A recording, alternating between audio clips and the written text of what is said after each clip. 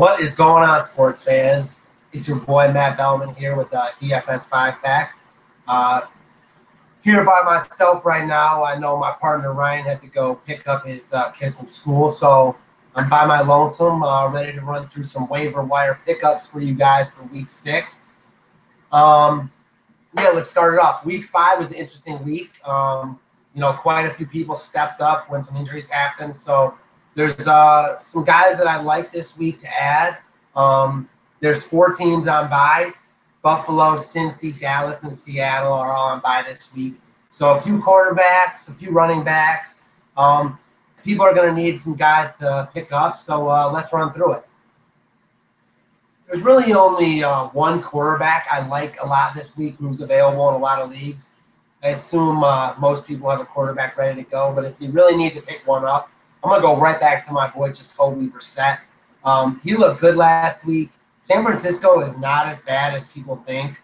Brissett had failed to top 10 points in 2 of his 3 starts, but he reached it and then some on Sunday, excuse me. He had a really good day. Despite not even throwing a touchdown, he ran for one.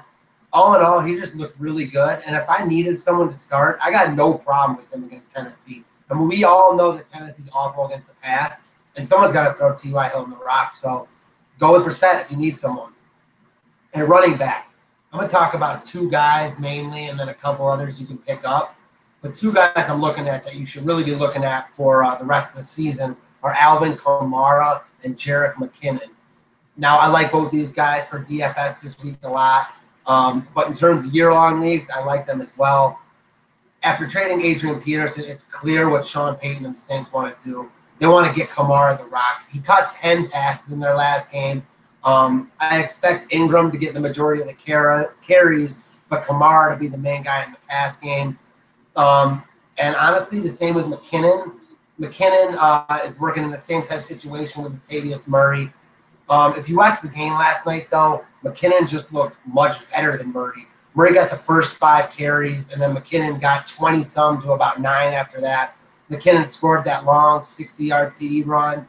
Looked really good in the passing game.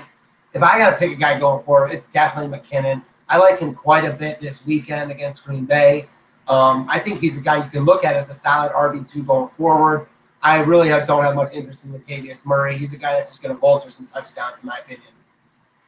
Looking a little bit deeper, I like Elijah McGuire a lot this week against New England. All things I'm hearing is that Bilal Powell is going to be out. I don't expect Matt Forte to be back anytime soon. And that's all systems go for McGuire. This dude is good.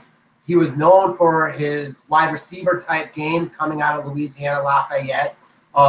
He's not going to be phased out of the offense at all. I think he could honestly be borderline RB1 discussion, only because I think that they're going to have to drop down a lot. I think he could be in line for 8 catches. If he catches 8 balls, he's definitely in RB1 territory.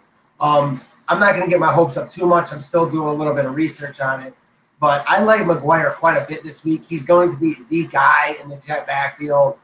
They aren't as bad as we thought they would be. Well, they probably get stomped out this weekend. I expect them to move with Laval a little bit against a porous Jets pass defense. And McGuire is definitely on my radar.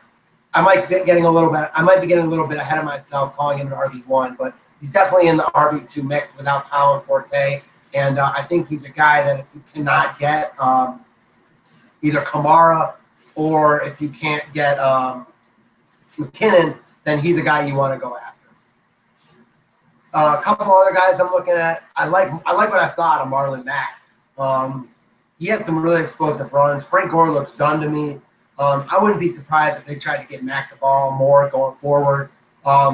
With that being said, I don't expect a lot from him. Gore still is the guy there. So without injury, it's going to take a little bit for Mack to be worth starting, but he's worth owning in deeper leagues. Lastly, and this guy is available in over 90% of Yahoo leagues. Matt Breida. He's not a must pick up right now, but if you got a space on your bench, I don't mind it at all. It seems to me like the 49ers are phasing Carlos Hyde out. He's always injured. Breida's the guy if that's the case. They're 0-5. They're not going to the playoffs. I expect them to give Breida some more run as the season gets, as the season moves forward. And we're already 5 games in. Heading into week 6, you know, I think it's going to be 50-50. Then Breida starts getting more. So look for Breida if you want someone that's going to be good in a few weeks. Moving on. Wide receivers. Wide receiver, I don't know. I'm not seeing like a lot of guys I like here. One guy that I think that you can make a case for is Juju Smith-Schuster. I like Juju. The Steelers just got whomped against Jacksonville at home. I think that was a wake-up call for them. I think that they play a lot better moving forward. Their division is not particularly good. They're the best team in the AFC North. I actually like them to go into Kansas City and win this weekend. And while, yeah, Antonio Brown and Bell are the 2 best options, Smith-Schuster might be the 2nd best guy. Martavis Bryant is for right now, but he's not doing that much. And I actually like Smith-Schuster going forward. He's a kid I really liked at USC. I wanted my Browns to get him, but of course he wasn't good enough for Cleveland. So let's just let Pittsburgh get him. Couple other guys. I like John Brown. Again, I don't love this guy, but we're not looking at much here. He's available in over 60% of Yahoo leagues. I think he makes for a good addition. People always talk about how deep wide receiver is. I don't think it's quite as deep as a lot of people make it out to be, especially because in most leagues, in a lot of leagues at least, you got to start 3 guys. So when you're starting 3 guys, it gets to be not sexy towards the mid-30s. So John Brown's a guy you can look at, you can pick up, you can start him on bye weeks. I don't mind it. Mike Wallace. Wallace has looked better of late. Again, not a guy I love, but I don't mind him either. I like Baltimore this weekend against Chicago. I think their offense finally started to get going a little bit in Oakland. So I don't mind him this week and moving forward. I think he's an option. I'm not a particularly big Jeremy Maclin fan at this point in his career, so I think they're 1A and 1B. I got no problem with Maclin going forward. Lastly, I'd be remiss if I didn't mention Roger Lewis. I mean, Eli Manning's got to throw the rock to someone, right? I don't like that situation. But in fantasy, it's all about getting your targets and getting numbers whenever they happen. Lewis is in line for a good workload. They got no one else. I know they just signed Tavares King. Not worried about him. As crazy as this is, I didn't think I'd be saying this about anyone, but Roger Lewis is better than him. Roger Lewis is worth a look. If in a really deep league, he's worth owning. Again, not a sexy pick. Not a guy I'm going to build my roster around, but a guy you can use and in the right matchup, use with confidence. All right, a couple defenses I'm looking at. I like this weekend. I like the Washington D a lot against San Francisco.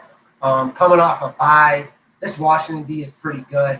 They played really well at the beginning of the Kansas City game, got worn down, understandably so. They're going to be coming out hard. They play well at home. Kerrigan is a beast. He doesn't get enough respect. I like this squad a lot. I think Washington comes out to play this weekend and really hands it to San Francisco. Their D is my #1 streaming option. I like them a lot. I like the Atlanta Falcons defense a lot. Again, coming off a bye, it's something I look at. Playing against Miami and smoking Jay Cutler. Yeah, I mean, what else really needs to be said? Cutler is due for a game with 2 picks and a pick gone to the house. So Atlanta could easily be that team that does that to him. I would not be surprised at all.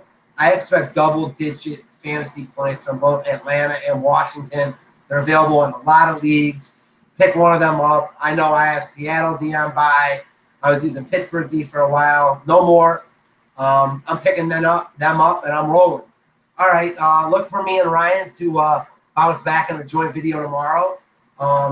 We'll see you guys. Again, we'd love to have you sign up, the DFS5pack.com. We're pumping out winners. We're in the green. Ryan's crushing the cash game. I'm crushing the GPP game.